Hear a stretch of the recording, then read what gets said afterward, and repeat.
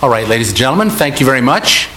My name is Doug Chapin from the Program for Excellence in Election Administration here at the University of Minnesota's Humphrey School of Public Affairs. I'd like to welcome all of you to today's conversation between the four announced candidates for Minnesota Secretary of State. For those of you who can't see me because you're listening on Minnesota Public Radio, from your left to your right, we have Dan Severson, the Republican, Bob Helland from the Independence Party, Steve Simon, DFL, and Bob Odden from the Libertarian Party. I'm hoping that this will be a very content-rich and informational discussion about election administration issues involved in the Minnesota Secretary of State's race this year. Just a couple quick notes on format. We're going to start with short opening statements from the four candidates. Then we're going to go through a series of 8 questions, posed to each of the four candidates. They'll have an opportunity for a short response. Then each of the other candidates will have an opportunity for his response, with the initial speaker given a short follow-up as well. We'll then have closing statements, and our goal is to have this entire conversation occur in something like 75 minutes. A couple of requests. One, to those of you in the audience, I know these issues always stir lots of passion. If you would please hold your applause or any other exclamations of delight or horror, I would appreciate that. To the candidates, I'm reminded of the phrase that brevity is the very soul of wit. I'm hoping that all of you will strive to be exceedingly witty today. I do have my colleagues from the Humphrey School right down here in front to keep time. Please do try. We've got sort of slow down near the end and stop. Please try and respect that as much as possible so that we can get everybody an opportunity to speak.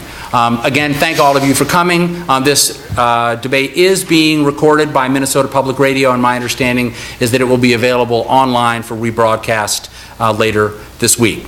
So let's go ahead, and we'll first start the first opening statement with Mr. Severson. Well, thank you so much for hosting this for the Humphrey School, and I think this is a great opportunity to hear the voice of the candidates. I appreciate a little background on me. Grew up in central Minnesota, graduated from St. Cloud State University with a bachelor's in physics. Got married to my beautiful wife, Kathy Jo, 39 years. I have 4 kids, 1 granddaughter. They're awesome. And I spent 22 years in the Navy, Navy Top Gun fighter pilot, had a great career, retired commander. And then got into the private sector, worked in that, planted a patent dealing with light-emitting diodes. And then got into the political side. Got asked to run for a House of Representatives in 2002. We won that race. I ran 4 consecutive terms in 2010. Ran for Secretary of State. We narrowly lost that race. And one of the things that got me engaged in that was the elections process. Some of the things I've worked on in this campaign, and my kind of hallmarks are express lane voting, which I'm sure we'll be talking about, where we give everybody an opportunity to get in line and vote. And then we're talking about the elections provisions for our military, which I'm very passionate about. Thank you. Thank you. Bob Helland from the Independence Party. Oh, bad start.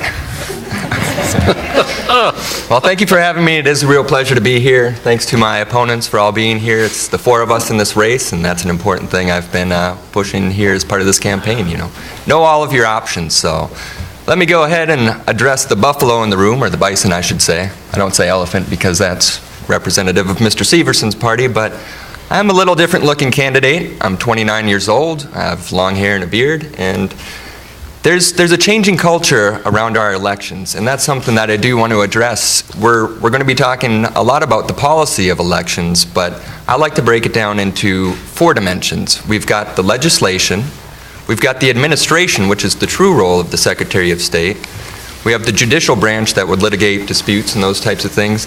But we also have a cultural component, and I think that's something that I'm adding to this debate, I'm adding to this whole race, is that we're raising the awareness of elections within our culture as Minnesotans and as Americans. So hope you can appreciate, outside of the policy, there's things that we can all do to improve our democracy, to participate, and I encourage you all to do so in these last 2 weeks that we have before the elections. The other thing I want to talk about is the role of Secretary of State. I am going to respect the format and the theme of the debate with election policy, but That's truly only a fraction of what the Secretary of State does, so I wanted to mention that. If you read state statutes and do the counting, there's 2,065 instances of Secretary of State in Minnesota statutes. About 500 of those pertain to the election statutes, and then the other 75% address many different areas, primarily the business services. I've been saying I'm the business service candidate in the race, and I think that's important, so I want you to be aware of that also. I'm currently a state employee. I worked for the Department of Revenue for 5 years, and I've since left to another state agency. And I have a strong background in technology that I think is critical for the role of Secretary of State as Minnesota travels into the 21st century. So, looking for a very fun conversation here, and I really do appreciate you all being here and having me as well. So, thank you so much. Thank you, Bob. Steve Simon? Well, I too want to thank the Humphrey School for sponsoring this forum. I think it's a great public service, and I have to say it's been great over the years in my time as a legislature to come here and to work with many election experts and others on election laws in a bipartisan way, by the way, with Republican and DFL legislators behind closed doors, not out in the open, to get some really good reforms done. We've done that right here in this building. So I want to thank the Humphrey School for that. So I'm running for Secretary of State to put Minnesota's interests above politics, and I think that means a couple of things at least. First, it means electing a Secretary of State who can and will be fair, impartial, and nonpartisan when it comes to administering elections. Second, it means someone who will provide resources and information to the people of Minnesota. And third, it means someone who will always try to make it easier to vote for eligible voters, not harder to vote. So a little bit about my background. As I mentioned, I'm in the state legislature. I've been for the last 10 years. I was elected in 2004 from Hopkins and St. Louis Park, which is the communities where I grew up. And I lived there with my wife and our 2 children under 2, and which makes campaigning all the more interesting. But since day one in the legislature, I've been passionate about and deeply involved in election law and policy. And part of that stems from my own background, which is not at all unique because so many Minnesotans have a similar story. But I, too, have an immigrant story. My great-grandparents came to this country from Poland and Lithuania. And to put it mildly, they were not treated well. They were oppressed. They were discriminated against. They did not have a voice. They did not have a say in how they were governed, and they certainly did not have a vote. And they came to this country and to this state, and they ultimately got all 3 of those things. That is always worth remembering. And it is also worth remembering that the Secretary of State's office, at its best, is about protecting, preserving, defending, and yes, always strengthening the right to vote. And I have done that in a bipartisan, even nonpartisan way. In the legislature, I'm responsible for the new vote by mail or no excuses absentee voting law, which I spent 7 years working on, and I hope that we'll be discussing later on. Very popular, promoted avidly by both political parties, or the Democrats and Republicans, and all political parties, I should say, this year. Online voter registration is something I also authored, as well as accommodations for overseas voters of many kinds, including overseas military. So the Secretary of State's office is key. It is crucial. Look no further than the contentious recounts of recent years to know that the stakes are really high with this particular office. The office is, at its best, about working together, about opening doors, about finding common ground and accommodation, and is not a place for a fire-breathing partisan or a table-pounding ideological warrior. It's for someone who's going to be looking for solutions in a bipartisan way, and that's what I think I offer, and that's why I'd be honored to have everyone's support for Secretary of State. Thank you. Thank you. Mr. Bob Odden? Well, hi. I'm the other Bob, an engineer. I graduated right here at this university. I was an idealist. I read lots of books on, written by liberals on how to fix the world's problems. And do you know how they all ended those books? They said, well, we don't know how to fix the problems. We just got to get the government to spend more of other people's money. Individuals need to be free from government in order to create. And that was in those books. But they just ignored it. They didn't really see it. I suppose maybe because it didn't fit their worldview. Creating is what people do best.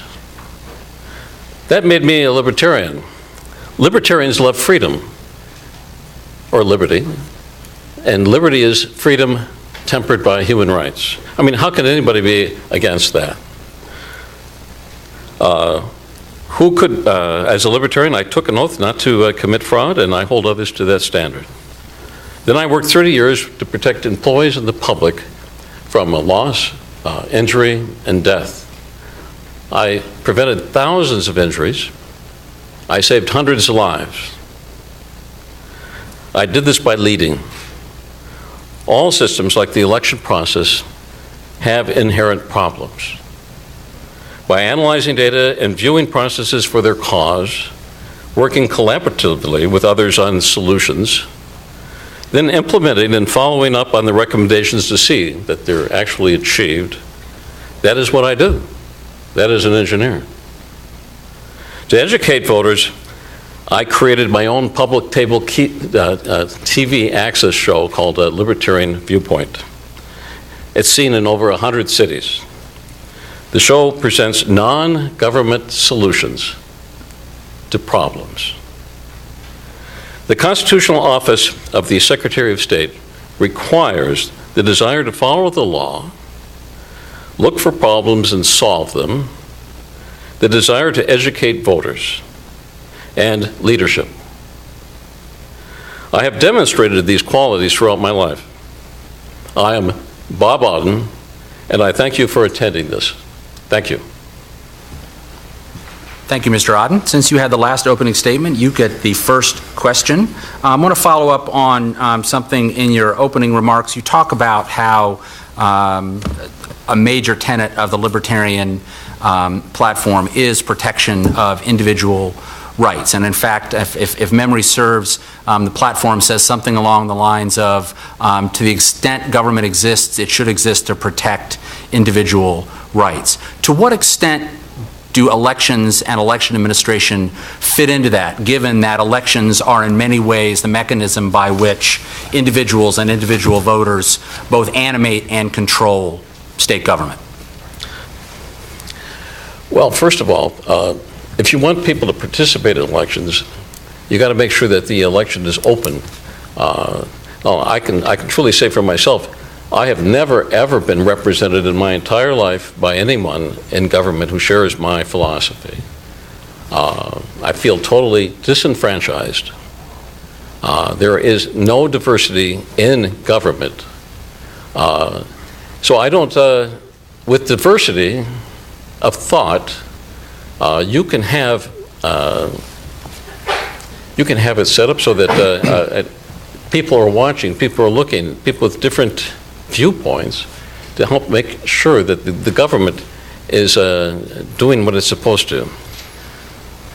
I believe that one of the biggest detriments to rights in this country is the Democrat and Republican parties. They control all elections. They control everything. They control what you can hear, what you can see. That's not right. People need to hear not only the Libertarian viewpoint, but the Green Party viewpoint, the Constitution Party.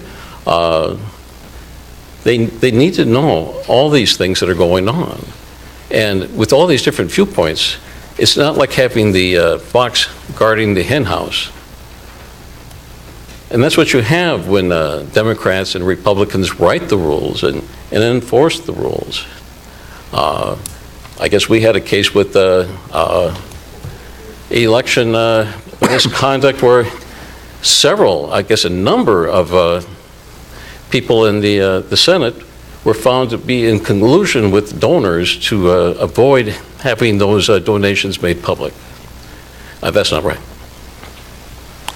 Dan Severson, a response? Well, you know, the beauty of America is participatory government. It's the ability for each person to have the right and the duty to identify those leaders that they think best represent their voice.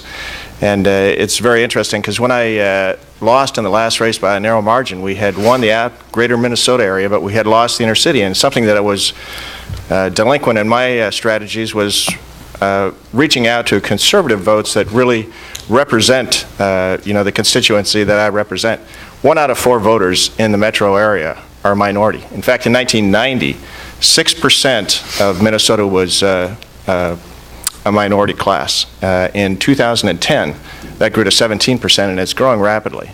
And so one of my goals at that point when I started, was to get into some of those communities and start a conversation. Start talking about who represents you and how do you get a voice as a community that has just come to America in the New American process. And so that's one of the things I've been working on for the last 3 years, and it's directly affecting how people vote in this next election.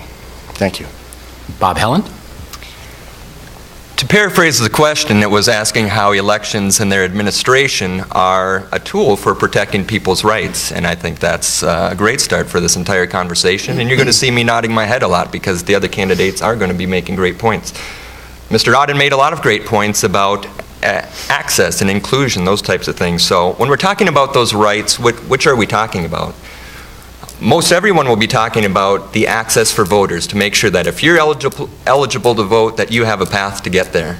We also have to have rights for candidates to get access on the ballot, and we'll be talking about that, I'm sure. But there's also the cultural component, which Mr. Odden touched on, in including candidates in the debate and providing them fair representation in the media.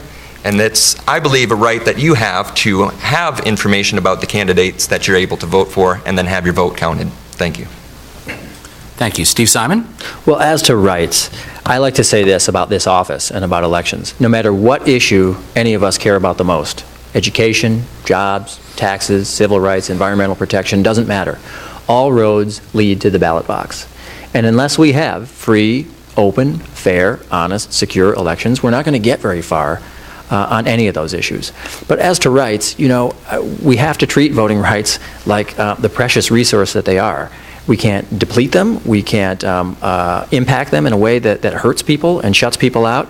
And 2 years ago, we had a fight about that in Minnesota. We had a photo ID constitutional amendment on the ballot, which the voters, I think, wisely rejected, in part because it went way, way too far.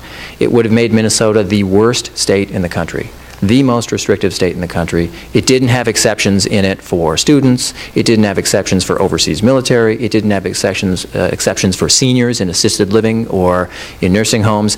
I think Minnesota has a long and proud tradition of standing up for voting rights, as by rejecting that constitutional amendment and as by participating in the highest numbers in the country in our elections. Thank you. Mr. Odden, follow-up? I don't recall reading anything that was that restrictive about the photo ID, but it was rejected. And the problem with elections, if there is any problem with fraud, is that we don't really identify the individual voting prior to the vote. They go in, they vote, their vote's put in with everybody else. We can't take it out once it's put in. And then at that point, you know, if they gave us wrong information or whatever, there is potentially fraud. And in this state, you have to prove that they did it intentionally. Thank you. Next question goes to Steve Simon. Steve, you have mentioned your support for the expanded use of absentee voting. You've also been on record as saying that you hope to bring Minnesota onto the roster of states offering early voting for voters in this state. Given that early voting has become a flashpoint across the country in courtrooms and legislatures, talk a little bit about what you would do as Secretary of State and how you plan to address potential objections to the expansion of early voting in Minnesota. Sure. First, let me say, as a preface to that question, that Minnesota has been #1 in the country in voter participation for 9 elections in a row. 9 in a row. And I think that's for 2 reasons. One is cultural. If I can indulge in a little Garrison Keillor ethic here, we are above average, and we pat ourselves on the back for our culture here that rewards participation. But the second is more technical. It's because over the years we have introduced policies, by the way, Democrats and Republicans alike, on a bipartisan basis for the last few decades, to make voting easier. So I think we should go to straight-up early voting. 33 states have early voting. Red states have it, blue states have it. Every single state that surrounds Minnesota, the Dakotas, Iowa, and Wisconsin have it. It's distinct from no excuses absentee in that your vote is cast and counted and processed that very day. So that gives people peace of mind, and it also has the advantage of cost savings. You're right, it has been a flashpoint in other states. usually and typically because those who think it somehow disadvantages them politically seem to be seeking to curtail it, curtailing the number of days it can be offered, curtailing the hours it can be offered, curtailing the places that it can be offered.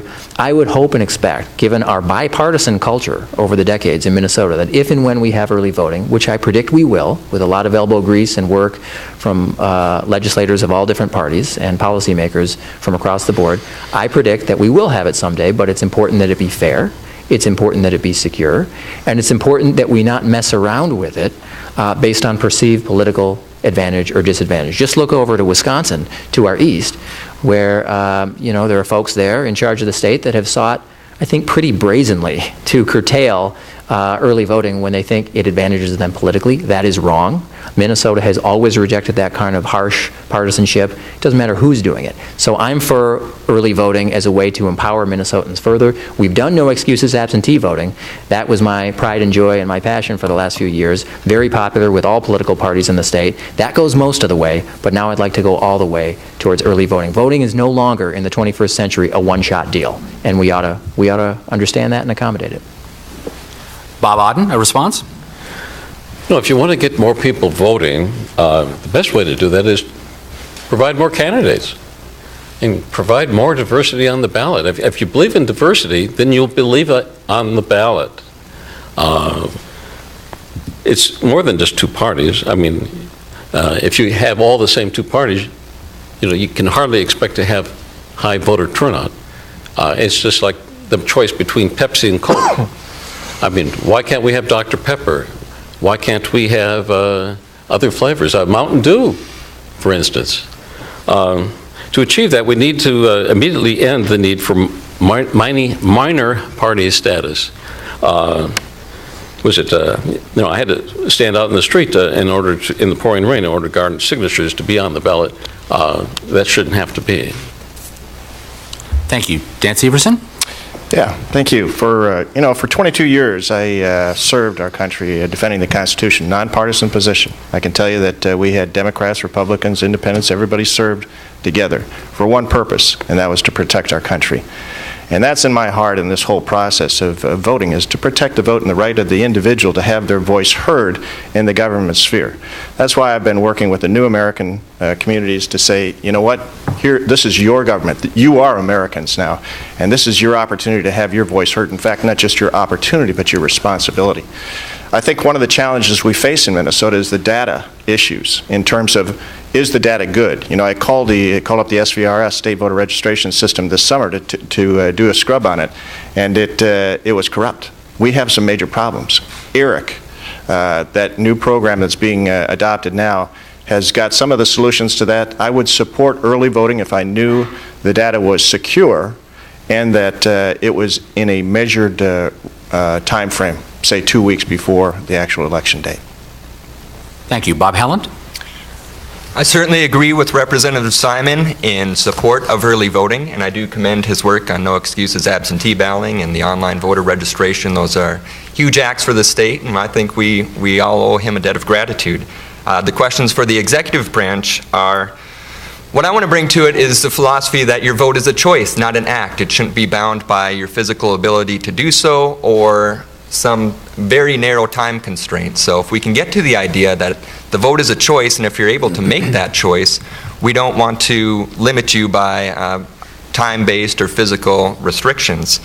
To get to the question of how would I defend support of early voting, there's two things that I think are critical. We need to demonstrate that we can fight the fraud, and we can do that through effective personnel, good technology, and good partnerships. And we can also make the claim that if everyone had the choice, and if everyone to choose and was eligible to do so did, what's the problem? Thanks. Thank you. Steve Simon, follow-up? Thanks. I would just follow up by saying that this is an example, early voting is an example of giving everyday people more items on the menu, so to speak, by which they can cast their ballot.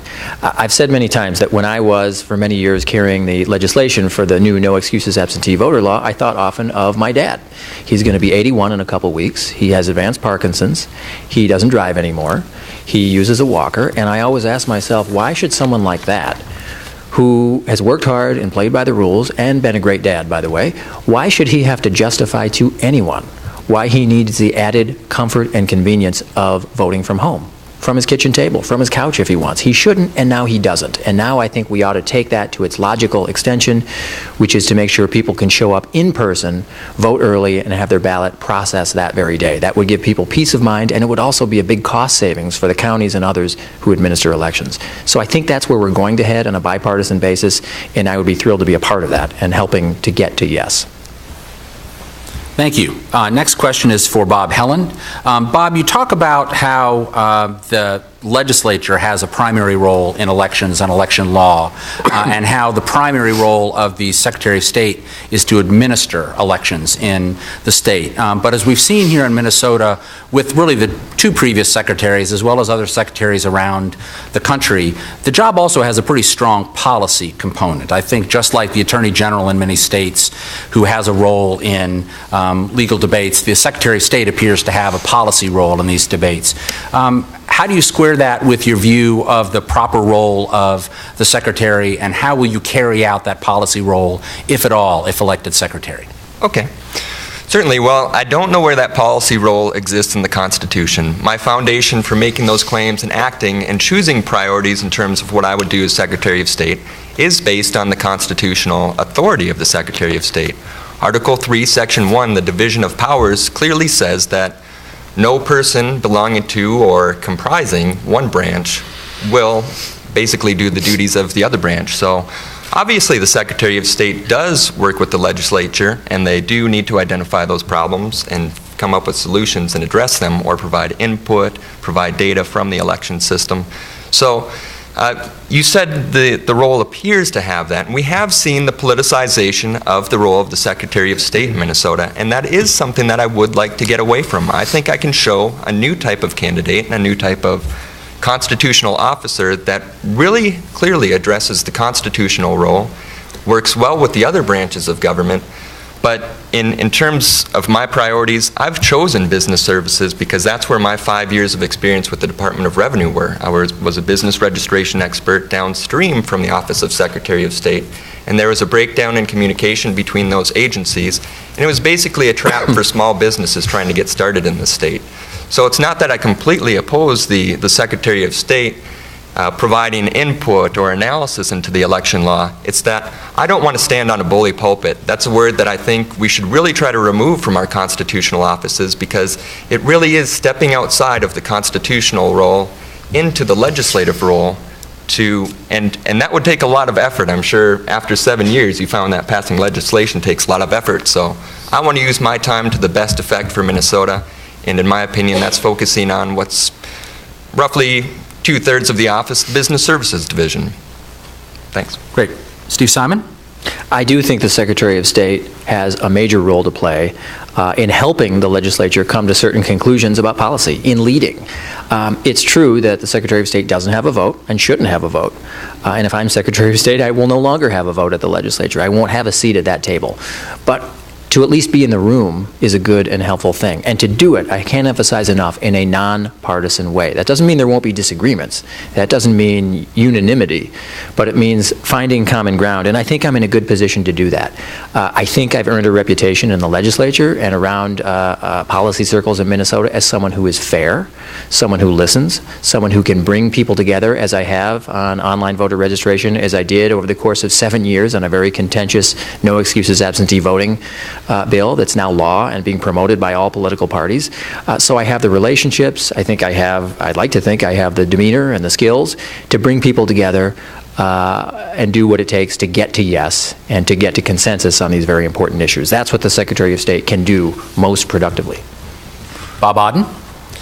Well, the Secretary of State should review all legislation before the legislators, even before when they're discussing it.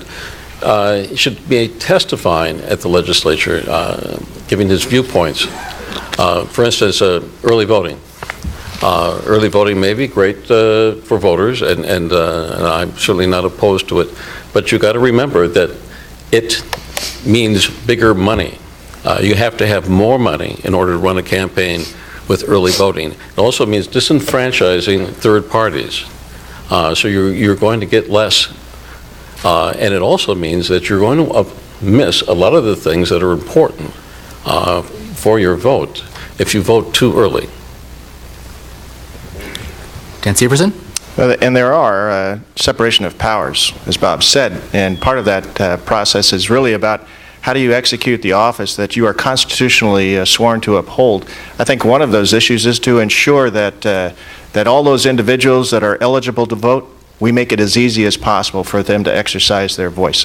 And that is a policy provision that we push to the legislature to say, I think this, from my vantage point, would be the best policy to implement. Under SONAR's statement of reasonable and need, the Secretary of State has the ability to do rulemaking that can circumvent that, but that is something that I would use on a very marginal basis because really the voice of the people is held in the legislature itself. And I do have great relationships within the legislature. I spent 8 years. I worked bipartisanly, particularly on veteran issues, and got tremendous support across the aisle in terms of making sure that our veterans were taken care of, establishing new job opportunities and opening doors for them.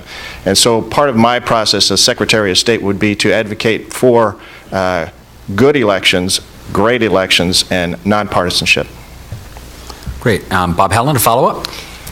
Well, I would like to address, every time I hear the word bipartisan, I don't think of that as including me. I think that's something, a part of our cultural component, again, that when people say bipartisan, they equate it as nonpartisan. I've tried to introduce an idea of tripartisanship that includes the left, the right, and everyone else, including myself. So I'd like to impress that upon you. So I think I do represent the independent option and a nonpartisan option in this race, and that I'm not from the legislature. I don't have connections there, but I can work with people. I've proven that in multiple state agencies. I'm not sure how to address Mr. Odden's claims on the early voting preventing third parties. I haven't seen the bill yet, so it's hard to make that type of claim because I think we can address it. And I'd like to thank Mr. Severson for agreeing on the constitutional authority and for introducing the idea of the rulemaking authority, because that's something that voters need to be aware of and how that would be used. Thank you. All right, next question. Dan Severson, obviously you can't talk about election administration in Minnesota over the last 4 years without talking about the voter ID fight. Obviously had the very highly publicized, fiercely fought voter ID amendment, and now you have, as you mentioned in your opening statement, new ideas for bringing voter ID in a modified form to Minnesota. Can you tell us about that and how you plan to work with the legislature and others to make that happen? Yeah, and I think that goes back to the rulemaking, or not the rulemaking, but the introducing it to the legislature and saying, here I think is a great plan for implementing and securing our ballot box. And part of that, it's called express lane voting. And really, I was an election poll watcher in the last election, and I saw lines in the inner city, saw lines going out the door. It was nasty outside, and people were really encouraged. Well, people left because they couldn't get in, and they were cold. Express lane voting basically takes 3 of the lanes or half of the lanes and establishes a ability to use poll books and photo ID or a state-approved ID card. If you have that, you can get out of the line and you can go right throughs. And what happens in those lines that I saw was there are people who have challenges with registration and some of the other things, and they end up clogging up the line. And so those people that are behind them who should be able to get through very quickly are held up. So express lane voting is voluntary. If you want to use your ID card, you're more than welcome to do that. It's kind of like at the shopping center where they have express lane lines where if you're in back of someone who has a basket full of goods, you can go over to the express line, you can do it yourself, or you can have it 12 items or less. The same principle. We do this in the commercial side. We should be able to implement the same kind of choice, and this really is about choice. This isn't disenfranchising anyone. It gives that individual the opportunity to say, you know what, I would just as soon be home eating dinner with my family than standing in line here waiting to vote, and it gives them that option. Thank you. Bob Helland? Let me just be clear that I don't have any specific plans to push any legislation beginning on my first day in office. My first day in office is going to be me walking around, meeting all the diligent employees of the Office of Secretary of State, shaking their hands, learning what they do, and answering their questions about me. So those are the people that I would trust to help me execute the function of the office for the next 4 years. So I think that's very critical to what this role really does, is understanding who works there. It's a small office of less than 100 people, and that's what I think we need to do. The last thing I'll touch on is the express lane voting. We're talking about that for voters, but we already have that right now for candidates. There's an express lane for candidates. If you're a major party, you pay $300 and get on the ballot. If you're not, in our race, you'd have to get 2,000 signatures. Why aren't we talking about everyone going through the same hoops rather than having those types of express lanes to institute more fairness into our elections? So that's something we should talk about. Steve Simon? I know of no other place in the country that has introduced or talked about anything like an express lane voting plan, so all I have to go on is Dan Severson's own words. And here's what he said on a Tea Party activist's cable TV show last April. Quote, "Now, if you don't want to do it, be my guest. You can go over to the side and wait in line 2 hours in the cold. That's fine." To me, and all I have to go on are his words, it's a way to marginalize and to ostracize and exclude people who don't have the kind of ID that he and others like him think they should have. I think this is a warmed-over version of the voter ID proposal that Minnesotans have rejected. Poll books are fine, and I pushed legislation to expand and allow participation in poll book pilot projects. I think that could really be the wave of the future. But to segregate people in 2 separate lines and to kind of caustically and sarcastically talk about people waiting outside in the cold for a couple hours, I think has no place in this election or in the office of Secretary of State. Bob Odden? Well, the fact that people were standing outside in the cold for a couple hours shows a breakdown in the Secretary of State's office. That should never happen. People should be accommodated. Now, with early voting, the pressure to vote on the last day, of course, is going to be way reduced. I was reading in a lot of states it's like 14 minutes or whatever. But voter ID does have a place. 500,000 people registered to vote in the last election when they went to vote.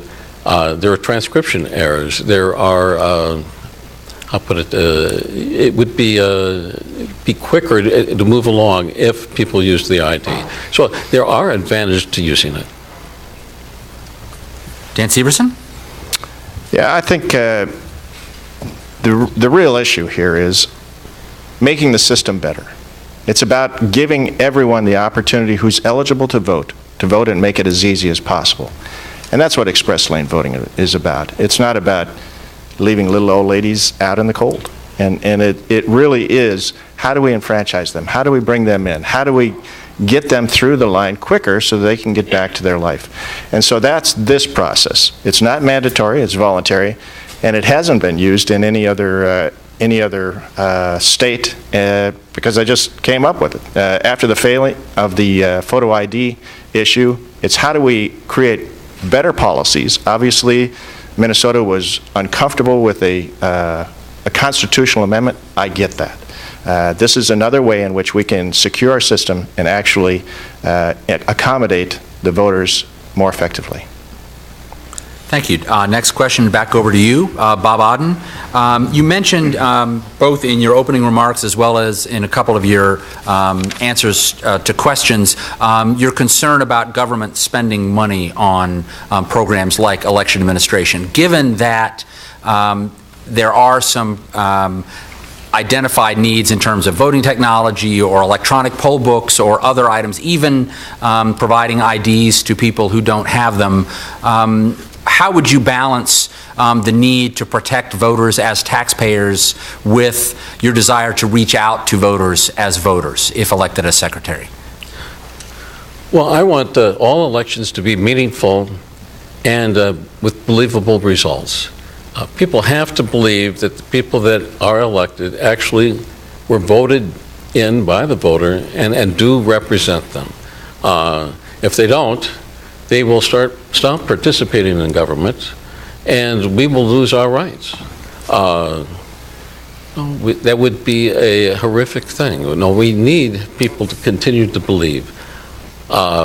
If we have to spend some money to do that, that's a good thing, because we want people to believe that they do have a voice, that they can change things if they need to be. So Voter ID, well, we turned that down. Technology, we have to be careful with that. There's no way to know, if there's a virus in it, either in the software or in the program itself. In the voting process, it eliminates citizens' participation. Now lobbyists take over. Lobbyists that maintain the machines and write the programs. Citizens lose their right in order and to protect these things. The more people we have involved, the more people that are looking over people's shoulders, the better it is for everybody. Technology is not going to help with that. There's also something new coming along where called ERIC. An outside company would get our voter database and our driver database, and then compare it with Social Security and hopefully clean up the voter rolls. Doesn't do it entirely. If it's $500,000, well, I suppose it's worth it, but there are problems with it. Thank you. Dan Severson? I'm sorry, Doug, could you repeat the question, please? Yeah, the question is, how do you balance the desire to protect voters as taxpayers with the need to spend money on election administration to achieve other goals of the state's election system? Well, I think, and that question comes up quite often to say, well, how much is that going to cost? And I don't think that we can put a price tag on the integrity of our elections, particularly when our elections are, in Minnesota, many of them are determined by literally under 50 or 100. And so one of those issues is the voice of the people really being heard, or is it being manipulated through a system that has some vulnerabilities? And so I think when we ask the question, how much should we as taxpayers be paying, the real question is, how much will it cost to have a system that everybody feels they have a voice in, that they're enfranchised, that when something happens, they don't feel like, well, did that really bring forth the result that we thought it did? As in the Coleman-Franken recount, where you had 6,224, we don't know where they came from. And when it's an election won by 312 votes, in the general populace, the mind of those voters, it's kind of going, well, was that legitimate? And I think those are some questions that we need to address, and the amount of money should be secondary to how do we create a system with integrity. Thank you. Bob Helland? The question touched on spending as it relates to voting technology, electronic poll books, and those types of things. Certainly, as the independence candidate, fiscally responsible, I think it is prudent to have some form of cost-benefit analysis on any types of changes that we make to know how much it is going to cost. We do need a price tag. There has to be a price tag somewhere. There's a problem in government of not having price tags, and that turns into cost overruns. What I'm going to do as it pertains to voting technology is use my 10 years, decade of experience in that field to test and improve those types of systems and to work with the staffs directly. I think we've had a problem of administrators being out of touch with the actual work being done where the rubber hits the road, and that's been my experience, and I'm going to take that into the Office of Secretary of State and really get my hands dirty in making sure those systems work, that we have a good working product at reasonable cost for the state of Minnesota. That's a solution. Steve Simon? Good elections of the kind that Minnesotans expect cost money.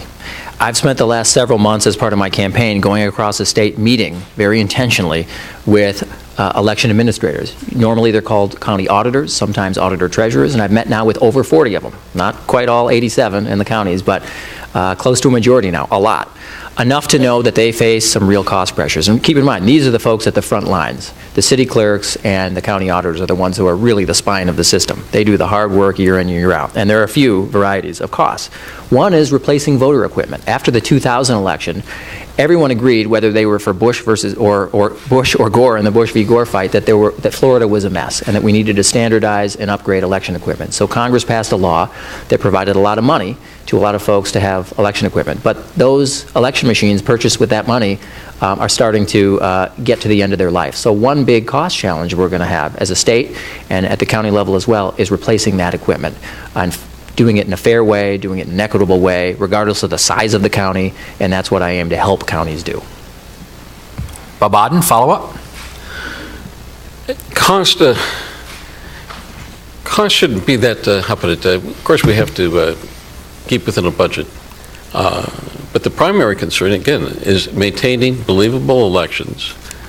Elections where you can actually vote for somebody like a judge or having believable results.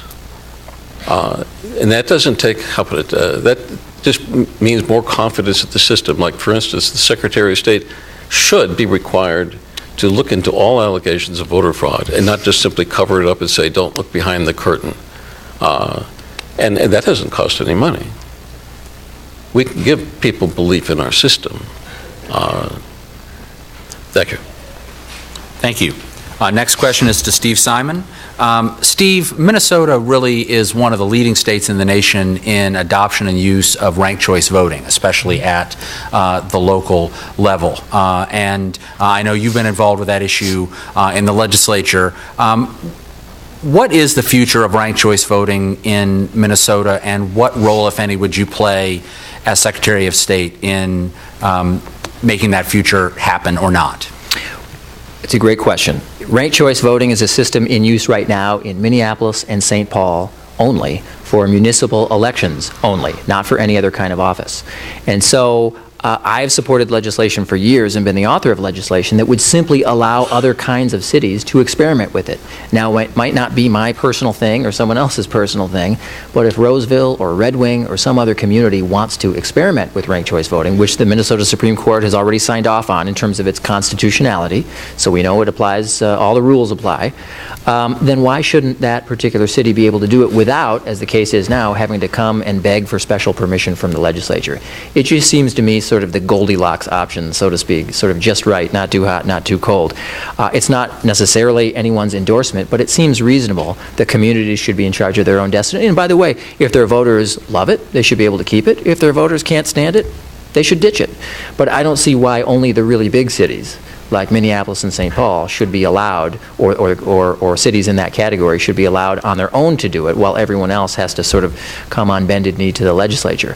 Where is it going? I hope that legislation of that kind will pass, because I'd like to see what the experience is for cities that are not the largest of the city. I'd love to see a suburb or a township or a small town in a rural area experiment with it. And see what kind of results we get, and how people like it, and whether it empowers people, gives people more choices, gives people more flexibility and freedom. That, to me, is the ultimate thing. It's what voters think, not what the rest of us think. Again, it might not be for every individual's choice or every community's choice, but I say give communities those choice and see what happens. I'm not prepared yet to say that we should adopt it on any other level other than the municipal level, but why not allow for simple Minnesota experimentation so that people can find the system that works best for them? This may be one of those systems. Thank you. Bob Odden? My city, like a lot of cities, is all the people on the city council are citywide. And being citywide, it is kind of like ranked choice voting. I really don't see any really need to change that, unless, of course, the citizens want it. But there are some problems with ranked choice voting. One is people understanding of the system. There are places where they've used it now for 3 times, whatever, and even the people who work at the polling place don't really quite understand ranked choice voting. You know, when you have, like, Minneapolis, was 35 people running for mayor, do you really believe the results? Do you really believe that the person who won is the person that actually got elected? Dan Severson? Yeah, I am not necessarily opposed to ranked choice voting. I think the real challenge comes in doing just that, is getting a consistent result, because as I've looked into it a little bit, there are issues that can be manipulated. I think the other issue as well is the cost of ranked choice voting, and it has exceeded its expectations in terms of costs. How do we deal with those, and once it's implemented, how do we deal with it in the future? I would support it at the local level, because I believe that local government is the voice of the people, and it's best administered by the people. So I would also agree that taking it out of the legislative hands would be appropriate at the local level. I would not support it at the legislative level in terms of state representation or above. Thank you. Bob Helland?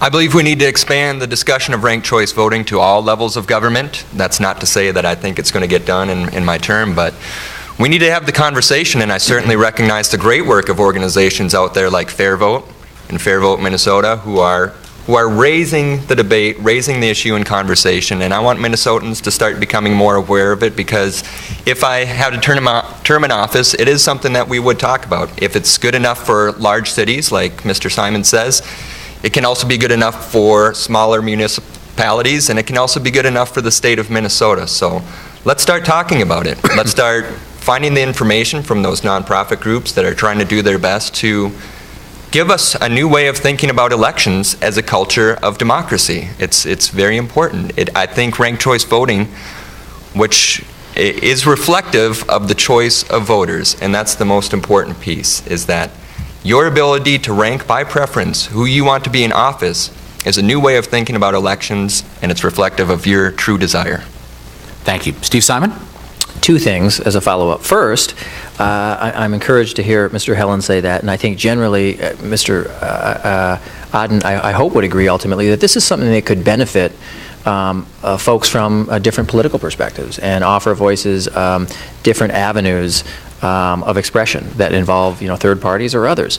So I'm really intrigued by that as well. But the other thing that this is a good example of is the need for bipartisan and nonpartisan leadership in the Secretary of State. This is one of those issues that can and only will get done at the legislature, that is to sort of unshackle cities so that they can experiment, if we have bipartisan cooperation. I say bipartisan in this context because there are only two parties represented at the legislature, but the point is to bring everyone to the table, if and when it happens at the legislature, to unshackle cities, to make sure that they can dare to experiment with the system that works for them and for their people. It will be because people of goodwill and good faith, Republicans, Democrats, and others, come to the table. That's what I've tried to do for 10 years in the legislature with some pretty good success, and what I want to do as Secretary of State.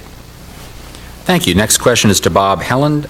Bob, there's an old line in politics that answer the question you wish they'd asked instead of the question they asked. I'm going to do you the favor of asking you the question that you wish that I'd asked, which is, what do your views of the Secretary's business responsibilities say about how you would approach the election work of the office? What kind of crossover is there, if any, between those different facets of the job? There's a fundamental underpinning of both major divisions of the Secretary of State's office, Business Services and the Elections Division.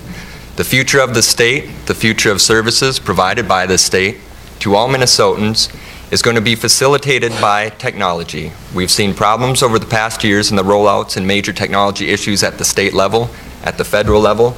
I'm sure there's complexities at the municipal and other local levels that we really need people with experience in technology, managing those projects, testing out software, managing hardware. Those are critical skills that I'm bringing from my background into the Office of Secretary of State, or at least raising as a part of the conversation how important that truly is. Whether it's the way you obtain information about candidates, whether it's how you find information about where you can vote. I'm sure all of us, if I asked to raise your hand, you access that through some form of technology. You probably knew you were coming here. You might have gone somewhere and checked it out.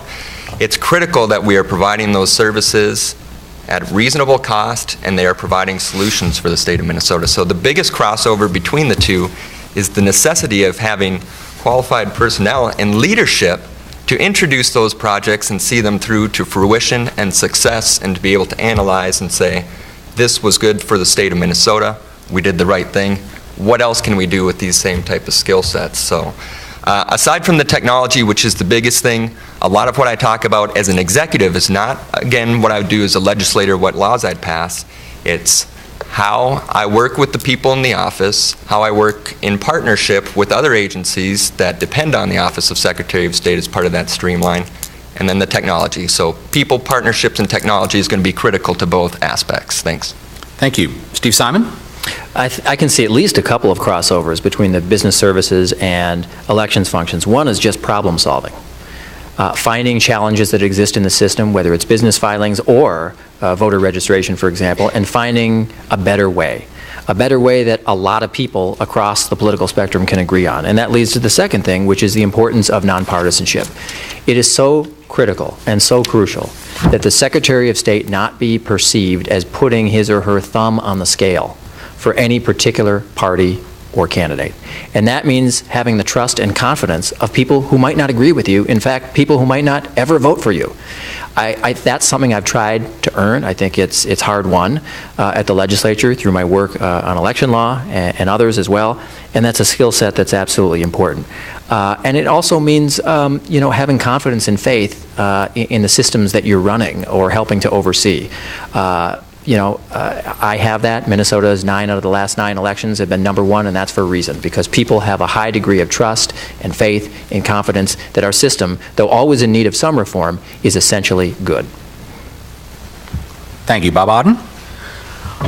No, I hear a lot about bipartisan or all-partisan. Libertarian Party's never been consulted when polls changes are being made in election law. Steve Simon proposed a law that would move the primary date up so that there'd be more coverage here of presidential candidates, and it would have put our petitioning into March, frostbite time. It would have put all third parties out of business. We were never consulted, and I simply don't believe it. Dan Severson?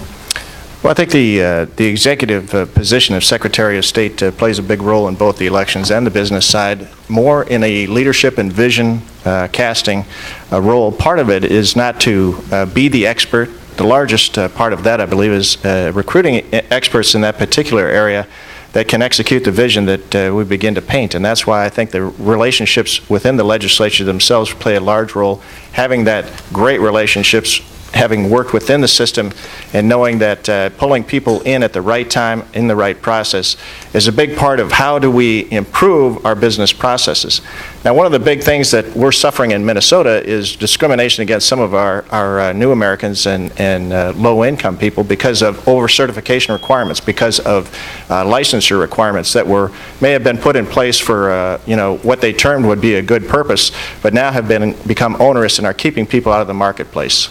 My connections within those communities is one of those things I want to use as an ambassadorial role to the community at large to increase the business side and the options for people across the spectrum for Minnesota. Bob Helland, follow-up? I wanted to save for my last minute the topic of education. I think that's a huge role of the Secretary of State is civic education, both for business services and for elections. That was the problem. That was the biggest single problem, I believe, in my experience at the Revenue Department in business registration, is that there wasn't an education from one agency going to the next agency. And that's something that we can work with those partners in the streamline of registering a business, other state agencies, local licensure, and the federal government to improve that process. And the same is true for voting, to make sure that we can educate you about those processes. I'd like to touch on, in my campaign, I've talked about this. When I say I'm the business service candidate, or people are aware of the elections role of the Secretary of State, where the conversation typically goes is, what are the opportunities? What can you do for me as a voter? Why should I vote for you? What opportunities do you have for me? I hear that from students coming out of school. I hear that from veterans returning from service, from families about their kids, and from immigrants who are new to Minnesota, and we can serve that with education. Thank you. And our last question, if you can believe it, goes to Dan Severson. Dan, you've talked about, as a veteran, the need to ensure the voting rights of overseas and military voters, and you've talked about an online absentee program. I know that there are in many states across the country pushes to go beyond merely making ballots available to actually allowing members of the military or other overseas Americans to cast votes online over the internet. What's your take on that, and what, if anything, would you do if elected Secretary? Thank you for that question, and it is a passion of mine because we have our war fighters, or we have our troops that are over there, and they're fighting every day for our freedoms on foreign soil, and so their primary voice is being squelched because right now only about 15% at the best are able to cast a vote that counts. And they have secure ID cards, much to the chagrin of the whole photo ID issue was military would be disenfranchised. I'm not sure how you disenfranchise a group that's already only voting at 15%. They have, most of them have secure ID cards. They have access to secure networks, and Arizona has already implemented this since 2009, and they have the ability to get their ballot online and then vote online. My proposal would be to do exactly that, then print a hard copy ballot, and that would be the backup process mailed back to the states. I think it's a great opportunity because the military is a controlled group. It's one that we can troubleshoot, and it's not a super large group here in Minnesota, and it really does tell our warriors, our military personnel, that we are concerned that they have a voice in this process. They're the ones that are fighting for our freedoms. They ought to be the first one to count. And so my proposal would be to, as the Secretary of State, is to bring it to the legislature and say, how can we set up a system in which we get the ballots to the individuals, they're able to vote online, work with the Department of Defense, and say, let's set up an encrypted network that we can actually have those votes count within the Secretary of State's office, and they would be some of the first to count. Thank you. Thank you. Bob Helland? The question was about internet voting, and I do agree with Mr. Severson that the military, as a confined group, in very extreme circumstances, it's worth considering piloting a program for them to be able to secure encrypted vote online. So I think that's very important. As far as the numbers that are thrown around in terms of the military vote, I think there's a lot of things that play into that. The voter turnout, a lot of these are young people, again, in very extreme circumstances, so it may just be a choice. And what I would want to do to address the military voting issue is one thing that I think I'd really like to do, and I would pledge to do if elected, even if it was at my own expense, is to travel to them, to show them that we can come to you and we want to reach you. I think it's a lack of education or a lack of interest, and I think by providing more options, representing something that is new in politics and government, and talking about the issues that are specific to them. Again, the biggest being, what are the opportunities when I receive home, is how we can start improving those numbers. Steve Simon? We need to make it as easy as possible for our men and women in uniform, whether overseas or not, to vote.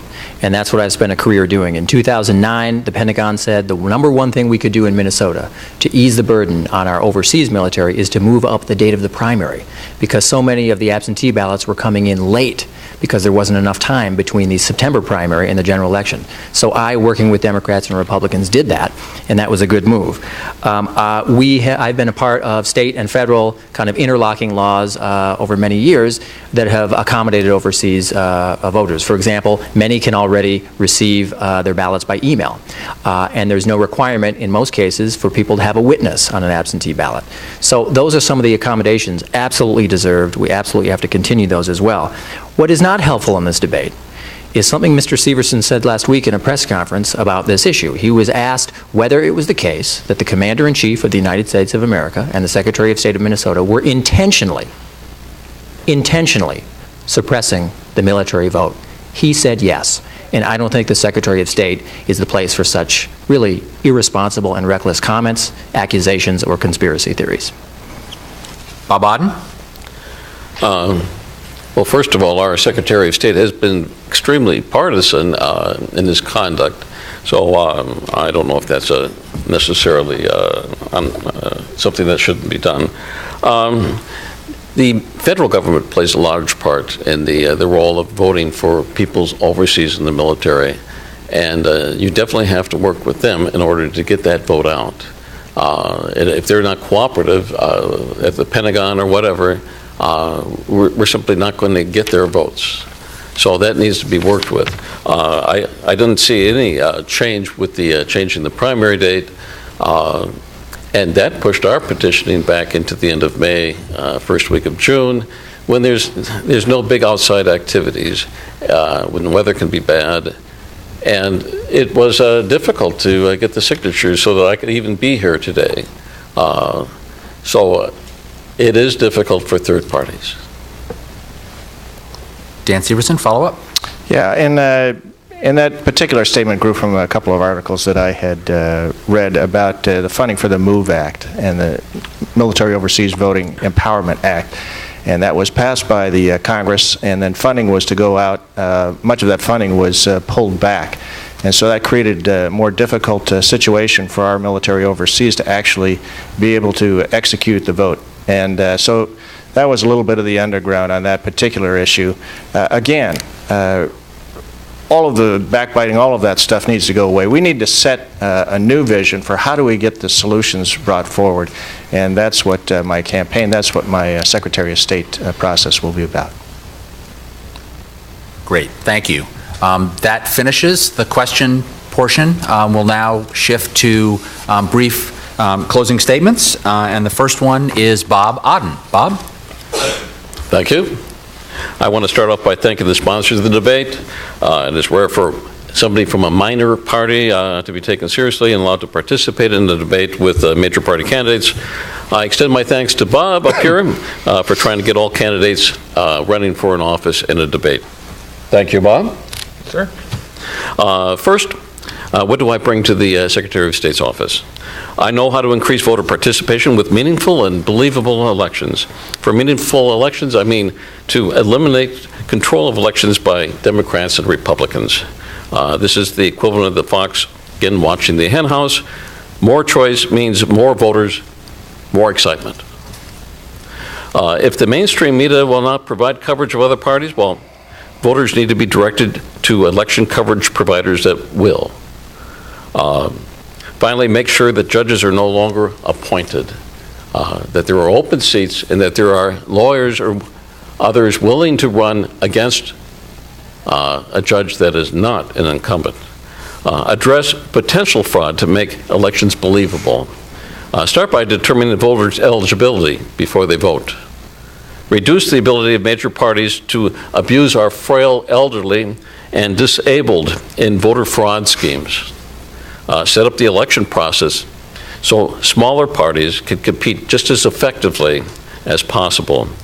Keep our election process within the grasp of local citizens and out of lobbyist hands. Finally, work with the citizens and organizations that make accusations of voter fraud until the matter is resolved. Finally, ideally, everyone looking at a ballot needs to understand what they are doing and who they are voting for. It should be one of the greatest endeavors undertaken by the Secretary of State's office to help facilitate that outcome regardless of party politics. My name is Bob Odden. You, the people, have asked for a third-party candidate. Well, I'm here. For politics as usual to change, however, you need to vote differently. That can start this November 4th. You can vote for me as Secretary of State. I am a libertarian and I will work with everyone for you, the independent voter. As an engineer, I have thought deeply about elections. I will do something that others cannot. I will lead to create meaningful and believable elections where everyone's vote counts once. Thank you, Bob Odden. Dan Severson?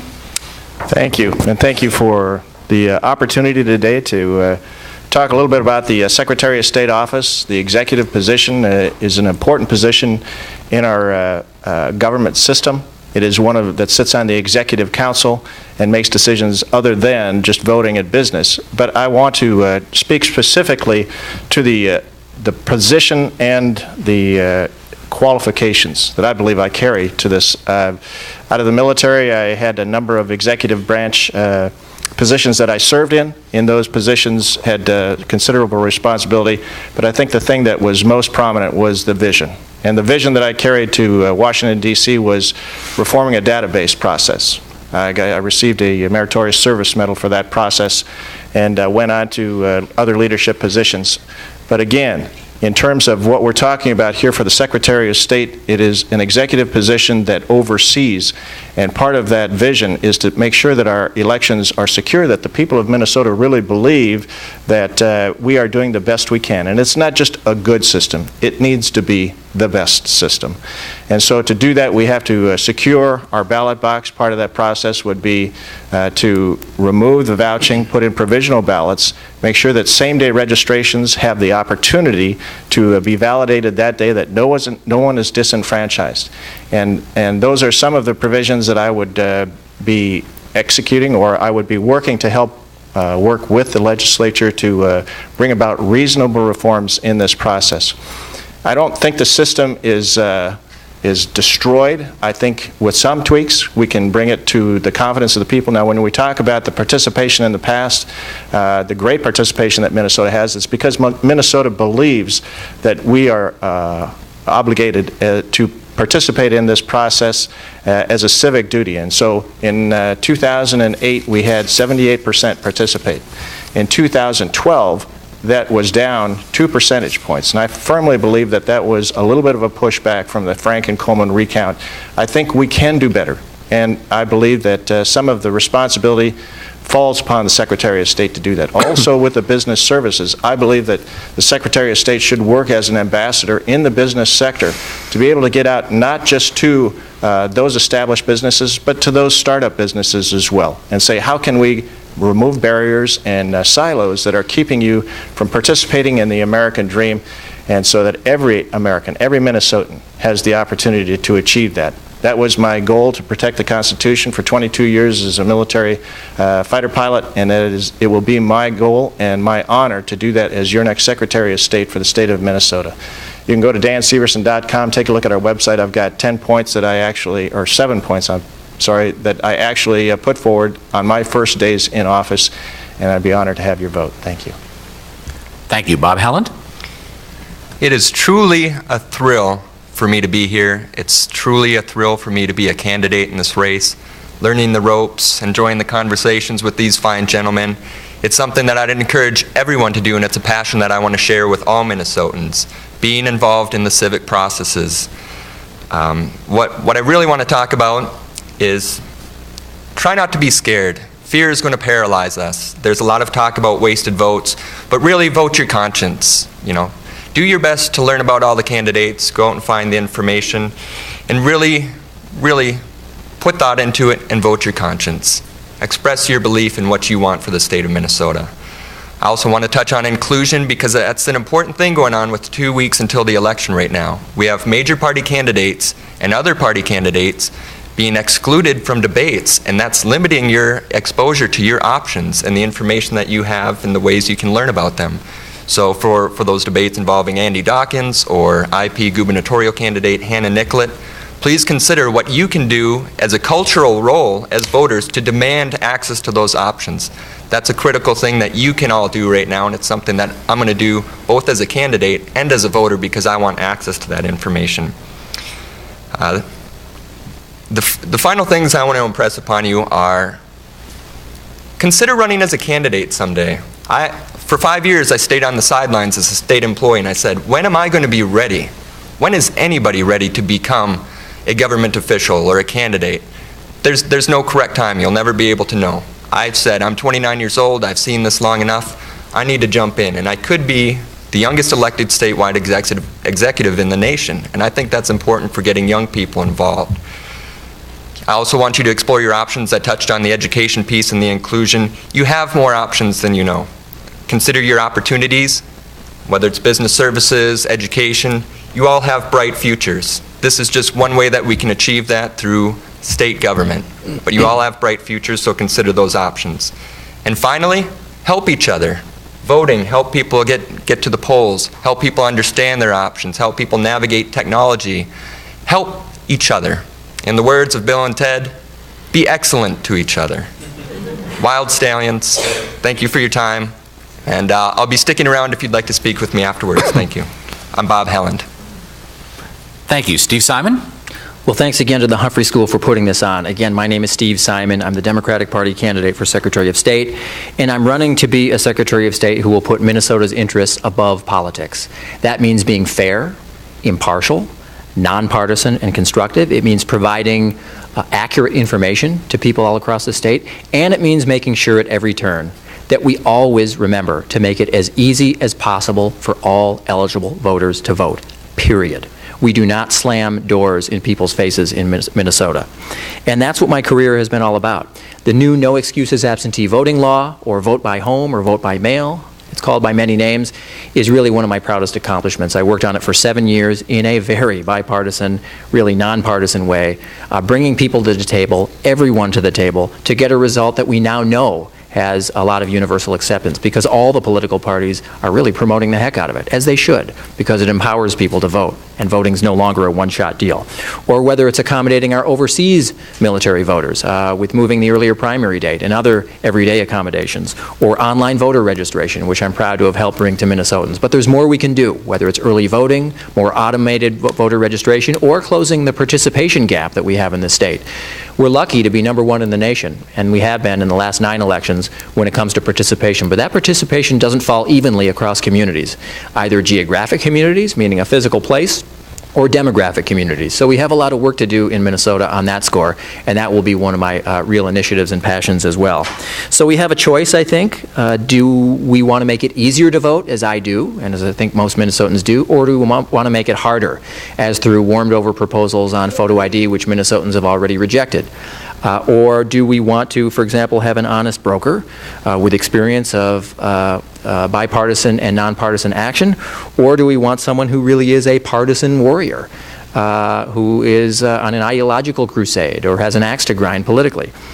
Do we want someone who's forward-thinking about how to modernize and make our election system more future-oriented? Or do we have someone still pounding the drum on past elections that didn't perhaps go the way the candidate wanted them to go? That is the choice that we are faced with in this election, and we have a good thing going. You don't junk the car because one of the taillights out. And in Minnesota, there's always room for improvement, always room for reform. That's what we as Minnesotans do best. We bring everyone to the table, but you don't get rid of a good thing, and we have a good thing. I'll leave you with a T-shirt that I saw earlier this summer at a parade. It's a great T-shirt, and the T-shirt said, "Failure to vote is not an act of rebellion, it's an act of surrender."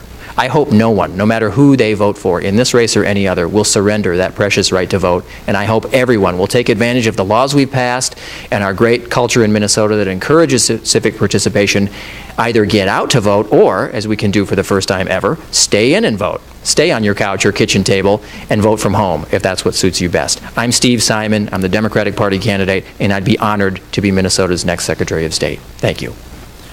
Thank you, gentlemen. I am, even though Thanksgiving is a month away, incredibly thankful today. First, I want to thank the Humphrey School and my colleagues for helping with the room, helping keep us on time. I want to thank our 4 candidates, Dan Severson, Bob Helland, Steve Simon, and Bob Odden, for an incredibly substantive and remarkably respectful conversation. I want to thank you. I want to thank those of you in the audience, and I want to thank the state of Minnesota. I traveled around the country talking about elections quite a lot, and I often joke that maybe the American system of elections wasn't invented in Minnesota, but Minnesota's done as much, if not more, than any other state to perfect it, and I think that was on display today. I want to echo the encouragement of all of your candidates. Get out and vote, no matter who you vote for. I want to thank all of you for being here, and with that, we are adjourned. Thank you. Thank you.